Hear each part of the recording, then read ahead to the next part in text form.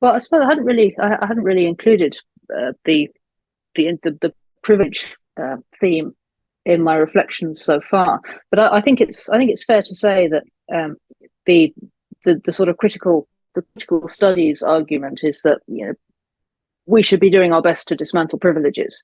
That's a sort of that's a central tenet of the grievance studies, if you like. We should be doing our best to dismantle privileges. No one ever really no one seems to want to contemplate the possibility that possibly we can't, and that there are some which are simply immovable because they're. I mean, I'm fond of saying. I'm sorry, I'm going to start us off down another rabbit hole, John. That a great deal in the 21st century, at least, I don't think it was always true.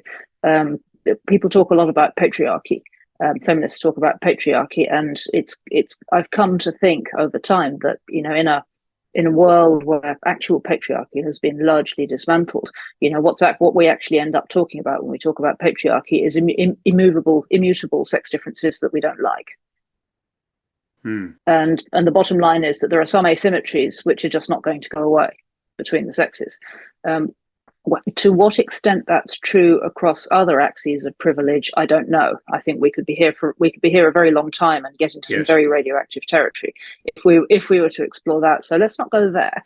But the central question, I suppose, is what if we can't dismantle the architecture of privilege? What if there are always going to be elites? And I mean, this is Peter Turchin's argument that there will always be elite because you can't have a functioning polity unless you have a ruling class. And if you have a ruling class, then there will probably be some asymmetries in it in terms of its demographics or in terms of in terms of who's wielding the power, and there are some perverse incentives in play. And given that, it seems plausible that we're not going to be able to get away with architectures of privilege. We might be able to, and I mean, and some people accuse the critical studies people of knowing that perfectly well and simply wanting to dismantle the existing architecture of privilege and replace it with their own. And I think if you look at what they do rather than what they say, there's probably some truth in that.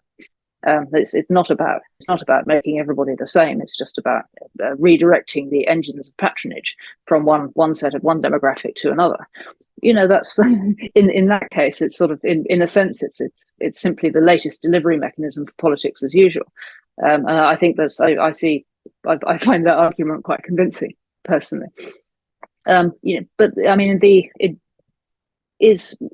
is privilege something? Is thinking about privilege something we should replace with reflecting on noblesse oblige? Yes, absolutely. Again, this comes back to the Turchin insight about the relationship between elites and the wealth pump and political stability and the masses in general. It comes back to the idea that fundamentally, if you're going to have a ruling class that has a sort of functional and stable relationship to the masses in general, then a measure of a pragmatic measure of concession is, or if you prefer, noblesse oblige, is sensible, because otherwise sooner or later there'll be a revolution and somebody else will be, and you'll be replaced with somebody else. And so there are solid realist reasons again for noblesse oblige.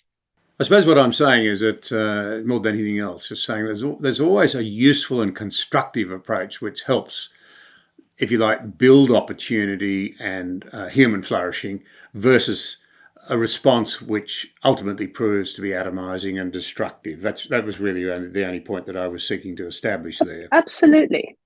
I completely agree with you there. I think this idea that we're going to be any better off simply by burning everything down is demonstrably not true. And all it really does is replace one architecture of privilege with a different one. And you can plausibly end up just throwing a lot of babies out with the bathwater in the process.